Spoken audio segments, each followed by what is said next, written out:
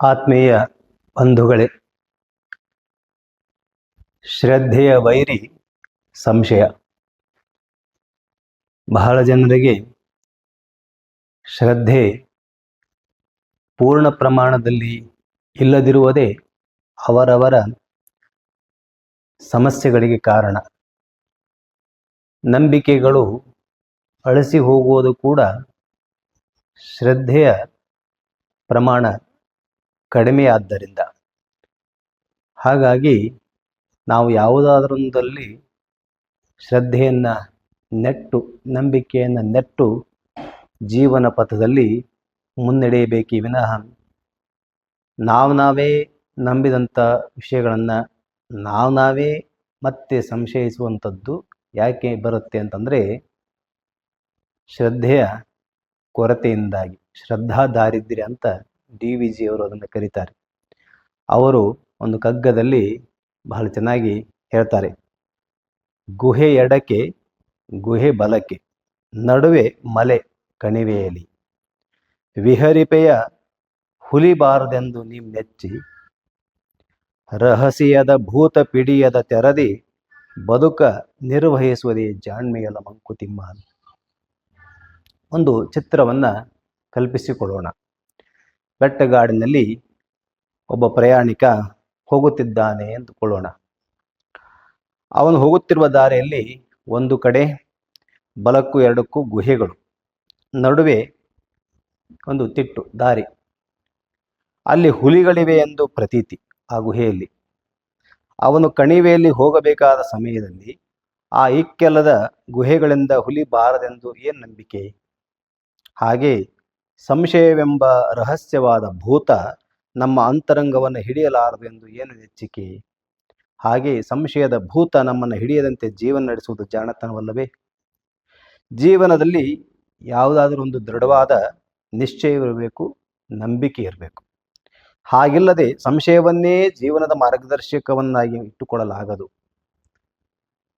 ದೊಡ್ಡ ಹೋಟೆಲ್ ಒಂದರಲ್ಲಿ ಭೋಜನ ಕೂಟಕ್ಕೆ ಇಬ್ಬರು ಸ್ನೇಹಿತರಿಗೆ ಆಹ್ವಾನ ಬಂದಿದೆ ಅಂತ ಇಟ್ಕೊಳ್ಳೋಣ. ಅವತ್ತು ಏಕಾದಶಿ ಎಂದು ತಿಳಿದು ಬಂದಾಗ ಹೋಟೆಲ್ ಹೋದ್ಮೇಲೆ ಅವರಿಗೆ ಗೊತ್ತಾಯ್ತು ಇಬ್ಬರಿಗೂ ಏಕಾದಶಿ ಇದೆ ಅಂತ. ಸಂಪ್ರದಾಯಸ್ಥನಾದ ಒಬ್ಬ ಸ್ನೇಹಿತನ ಮನಸ್ಸಿನಲ್ಲಿ ಉಂಟಾಗುವ ಒಂದು ದ್ವಂದ್ವ ಭಾವವನ್ನು ನಾವು ಊಹಿಸಬೇಕು. ಈಗ ಅವನಿಗೆ ಏಕಾದಶಿ, ಅವನು ಸಂಪ್ರದಾಯಸ್ಥ, ಆದ್ದರಿಂದ ಅವನು ಈಗ ಉಪವಾಸ ಮಾಡಬೇಕಾ ಅಥವಾ ಹೋಟೆಲ್ನಲ್ಲಿ ಆ ಭೋಜನ ಕೂಟಕ್ಕೆ ಕರೆದಿದ್ದಾರೆ, ಎಂಥ ದೊಡ್ಡ ಒಂದು ಬೇರೆ ಬೇರೆ ಮೃಷ್ಟಾನ್ನಾದಿ ಭೋಜನಗಳನ್ನು ನೋಡಿ ಅವನು ಊಟ ಮಾಡಬೇಕಾ? ಮನಸ್ಸಿನ ದ್ವಂದ್ವ ಹೇಗಿರುತ್ತೆ ನೋಡಿ, ಅದನ್ನು ಊಹಿಸಿಕೊಳ್ಬೇಕು. ಅವನು ಹೋಟೆಲ್ಲಿಗೆ ಹೋಗದೆ ಮನೆಯಲ್ಲಿ ಕುಳಿತು ತನ್ನ ಸ್ನೇಹಿತನು ಪಡುತ್ತಿರುವ ಸಂಭ್ರಮಗಳನ್ನು, ಅಲ್ಲಿ ಅವನು ತಿನ್ನುತ್ತಿರುವ ತರತೀಪುಗಳನ್ನು ಕುರಿತು ಯೋಚನೆ ಮಾಡುತ್ತಿರುತ್ತಾನೆ. ಈಗ ಅವನಿಗೆ ಒಂದು ಮನಸ್ಸಿನಲ್ಲಿ ಬಂದಿದೆ, ನಾನು ಉಪವಾಸ ಮಾಡಬೇಕು ಅಂತ. ಅದರಿಂದ ಮನೆಗೆ ಹೋದ. ಮನೆಯಲ್ಲಿ ಕೂತ್ಕೊಂಡು ಯೋಚನೆ ಮಾಡ್ತಾ ಇದ್ದಾನೆ. ಏನಂತ? ನನ್ನ ಇನ್ನೊಬ್ಬ ಸ್ನೇಹಿತರಲ್ಲ, ಅವನು ಹೋಟೆಲ್ನಲ್ಲಿ ಎಂತೆಂಥ ರುಚಿಕರವಾದಂಥ ಆ ಊಟಗಳಿಂದೆಲ್ಲ ಮಾಡ್ತಿರ್ಬೋದು ಅಂತ. ಆದರೆ ಭೋಜನಕ್ಕೆ ಹೋದ ಸ್ನೇಹಿತ ಅವನಾದರೂ ಸುಮ್ಮನೆ ಇದ್ದಾನ? ಅವನೇ ಯೋಚನೆ ಮಾಡ್ತಾ ಇದ್ದಾನೆ, ಎಲ್ಲ ಈ ಹೊತ್ತು ಏಕಾದಶಿ, ಇಲ್ಲಿ ಬಂದು ಇದನ್ನೆಲ್ಲ ತಿನ್ನುತ್ತಿದ್ದೇನಲ್ಲ ಅಂತ ಮನಸ್ಸಿನಲ್ಲಿ ಅವನಿಗೊಂದು ಸಮಸ್ಯೆ, ಮನೆಗೊಂದು ಚಿಂತೆ. ಅವನು ಮನಕ್ಲೇಶಕ್ಕೆ ಒಳಗಾಗಿದ್ದಾನೆ. ಇಬ್ಬರೂ ಸಂಶಯಾತ್ಮರೇ. ಇವನು ಊಟವನ್ನು ಚೆನ್ನಾಗಿ ಮಾಡಲಿಲ್ಲ, ಅವನು ಏಕಾದಶಿಯನ್ನು ಚೆನ್ನಾಗಿ ಮಾಡಲಿಲ್ಲ.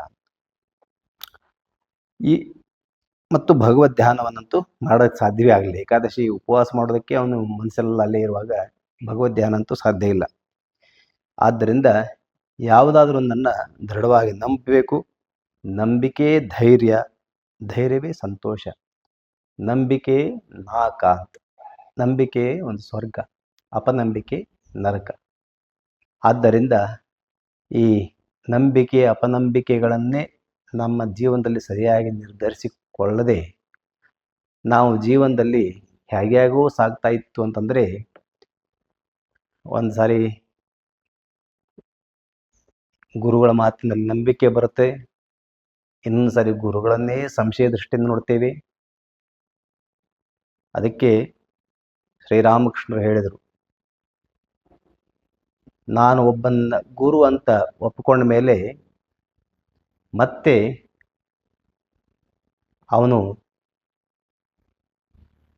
ಎಂಥವನೇ ಆಗಿರಲಿ ಅವನ ಮಾತಿನಂತೆ ನಾನು ನಡಿತೇನೆ ಅಂತ ಹೇಳಿ ಶ್ರದ್ಧೆ ಇರಬೇಕು ಅಂತ ಆ ವಚನವೇದದಲ್ಲಿ ಆ ಮಾತು ಬರ್ತದೆ.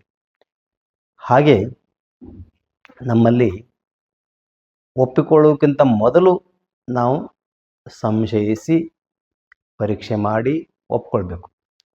ಒಂದು ಸಾರಿ ಒಪ್ಕೊಂಡ ಮೇಲೆ ಪರೀಕ್ಷೆ ಮುಗಿದ ಮೇಲೆ ಶ್ರದ್ಧೆ ದೃಢವಾಗಿರಬೇಕು. ಆದರೆ ಏನು ಮಾಡೋದು ಪಾಪ, ಮನುಷ್ಯರ ಜೀವನಗಳನ್ನು ನೋಡ್ತಾ ಬಂದರೆ ಅವರೊಳಗೆ ಏನೋ ಒಂದು ದೊಡ್ಡ ದುಗುಡ ದುಃಖ ತುಂಬಿಕೊಂಡಿರ್ತಾರೆ. ಕಾರಣ ಏನಂತಂದರೆ ಅವರು ಮಾಡೋದನ್ನು ಸರಿಯಾಗಿ ಮಾಡದೇ ಇರೋದೆ. ಭಜನೆ ಮಾಡ್ತಾರೆ, ಪಾರಾಯಣ ಮಾಡ್ತಾರೆ, ಜಪ ಮಾಡ್ತಾರೆ, ಆದರೆ ಅದೆಲ್ಲ ಬಾಯಲ್ಲಿ ಮಾಡಬೇಕು ಅನ್ನೋ ಒಂದು ಸಾತ್ವಿಕ ಮನಸ್ಥಿತಿ ಬಂದಾಗ ಮಾಡ್ತಿರ್ತಾರೆ. ಆದರೆ ಮನಸ್ಸಿನಲ್ಲಿ ಆ ಜಪದ ಬಗ್ಗೆನೂ ಚಿಂತನೆ ಇರಲ್ಲ, ಭಜನೆ ಬಗ್ಗೆನೂ ಭಾವಿಸೋದಿಲ್ಲ.